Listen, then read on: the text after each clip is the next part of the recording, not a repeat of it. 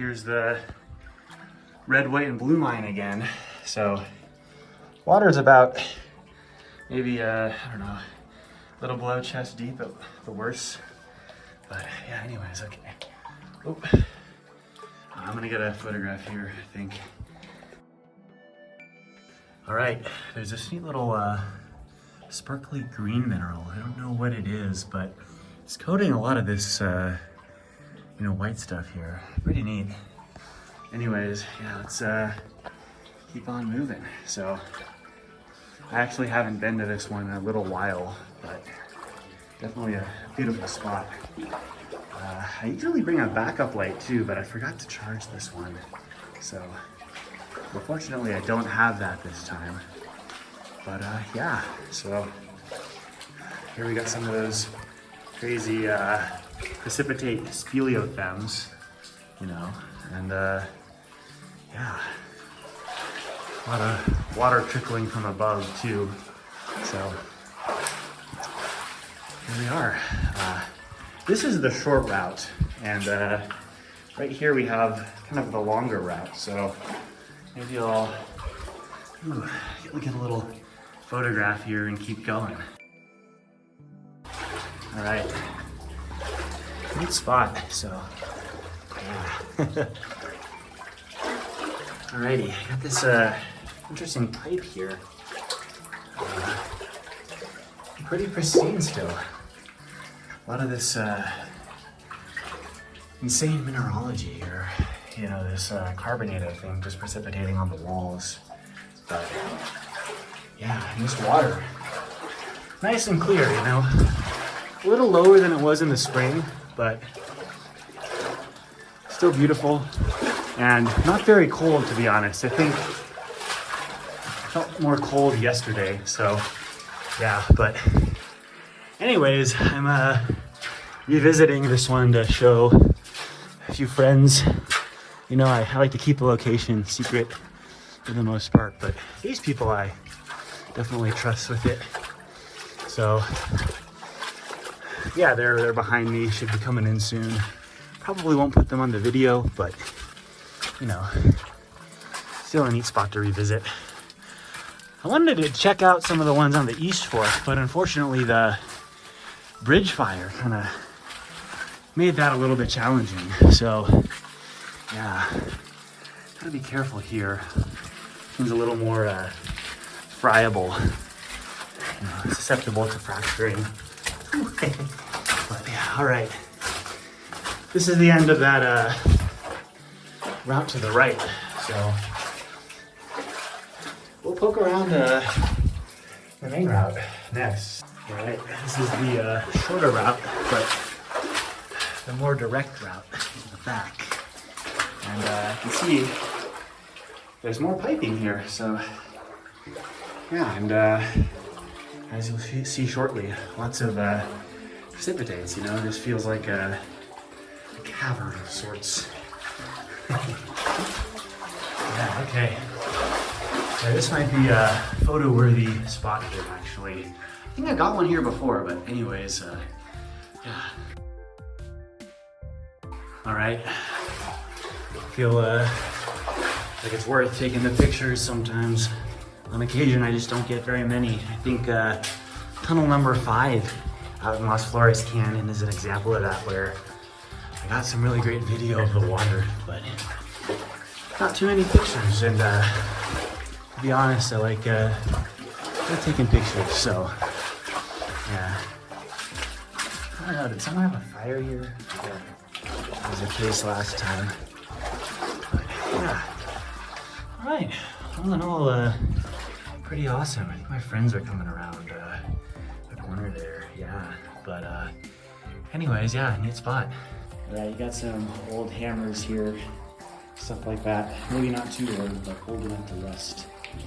So one of my friends is sort of a biologist, geobiologist per se, and he made the point to me that some of this green stuff here might not actually be crystalline at all. It could be, I mean, phototrophic bacteria that are forming kind of near the entrance, which is right there.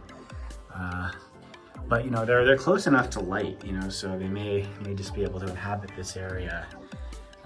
Further back that way, you just might not really get them just because it's too dark. So pretty neat. I was actually looking on the internet too, and I know in some cases you get this weird tellurite coating. I think on Google Images there was something that kind of looked like that, but this doesn't look like epidote. It doesn't look like, and the color is kind of similar maybe, but it doesn't look like any sort of like copper carbonate I'm familiar with. So yeah. Anyways, I'll try to get it a little murky, but it might be nice to try to film that. I think in the last video I made, I spelled awful here incorrectly. So you can tell my sort of oversight. That's the wrong term. You know, the time that I take to edit is minimal, but I do have a waterproof case this time, so I'll give that a shot. So, the three of us definitely made this water murky, but we'll see how the quality of the underwater video is near that little hole. So, it kind of looks translucent. Maybe it's shallow, but anyways, let's see if this case does a good job letting me see what's beneath this water.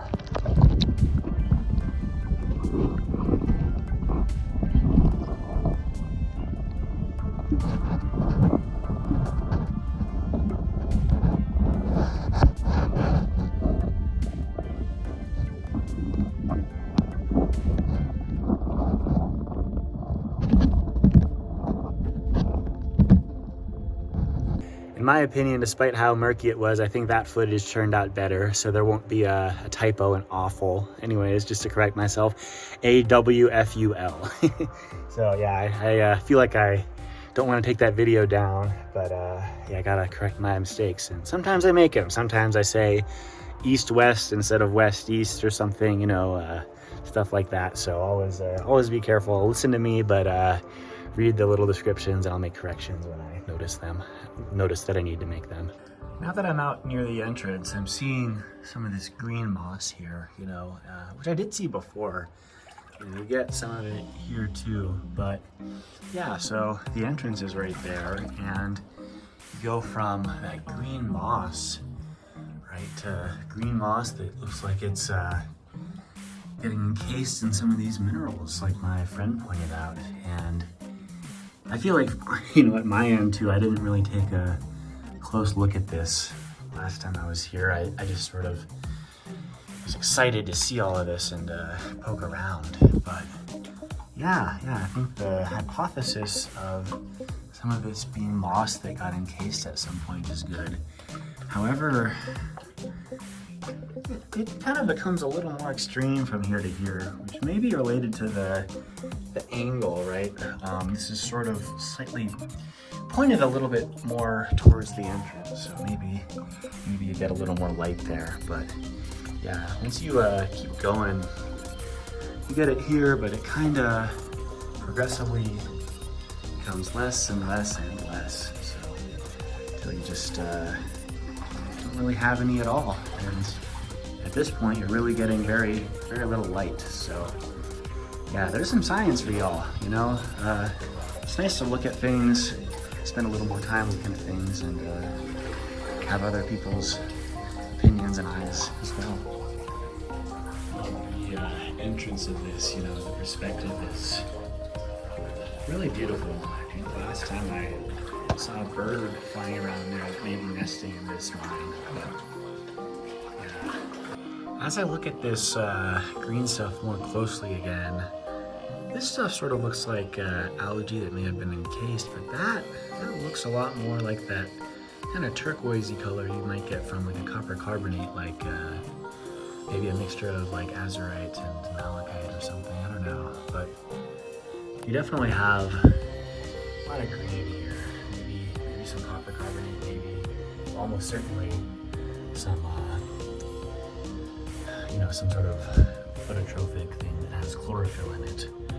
But yeah, pretty neat. Also a bunch of maybe iron oxide, hydroxide, or yeah, that's probably iron. Yeah.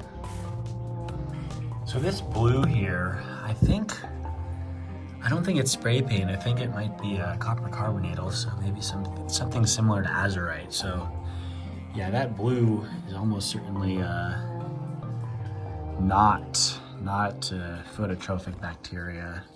So you might have like a combination, as I was saying, of this blue mineral here and the green stuff, which I think is probably encased phototrophic bacteria or algae or something. I am not a biologist, but yeah, anyways, you also don't see as much blue as you get further back. So that just may be a result of, you know, the entrance, because you kind of get this leached capping, which becomes progressively more reduced, I would assume, as you get further back. But yeah, I don't know. It's a neat spot. For me at this stage, I think a lot of the kind of changes that you sort of see from the entrance of the mine to about a little back that way intrigue me the most. You know, this this transition from the exposed area to where you get the deeper sections of the mine. It's got some interesting stuff going on chemically, it would seem. So yeah, just rambling on at this point maybe. Final note here, you get this kind of gooey crystalline stuff maybe here. I don't really know what this is. I think it's different from a lot of the stuff that you see in the mine, but yeah, pretty neat. Yeah, we're a little deeper. This is all very solid, as you can see here. I think that just looking at this, and the level that the dam is right up there, it's about the same. So this white stuff looks like there may have been an old water line where this stuff grew maybe earlier in the year. And then, I think if you go over this way, I don't know how recent this is because I don't visit this too frequently, but it looks like the water at this stage is kind of making its way out, right here. So perhaps when this became undammed, at that level, the water level lowered a little bit, and then this white stuff here started growing. So that's my guess to explain that, but I'm not 100% sure.